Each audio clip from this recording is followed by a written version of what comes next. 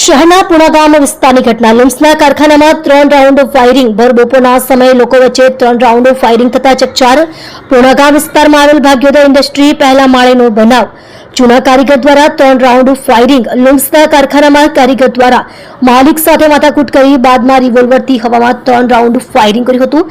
Firing બાદ મોબાઈલની લૂંટ કરી કારીગર થયો ફરાર। पुणा પોલીસે ઘટના સ્થળે પહોંચી તપાસ શરૂ કરી। શહેર ક્રાઇમ બ્રાન્ચની ટીમ પણ તપાસમાં જોડાઈ। સીસીટીવીના આધારે આરોપીને પકડવા તપાસ તેજ। જી સર, શું ઘટના બની છે, કઈ રીતે તપાસ?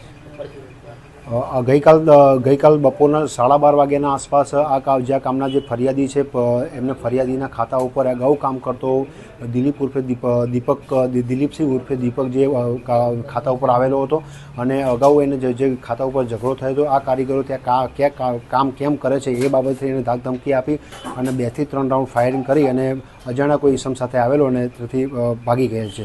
જે અનુસંધાને આ કામના ફરિયાદીની ફરિયાદ લઈ અને સીસીટીવી આધારે તેમજ એના જે ફોટો આઈડી તેમજ એનો મોબાઈલ નંબર મળેલ છે તે આધારે મહેરબાન સીપી સાહેબના હુકમ મુજબથી 3 અલગ અલગ ટીમો બનાવી અને આ કામમાં આરોપીની પકડી પાડવા માટેની તજવીજ હાથ ધરવામાં આવેલ છે।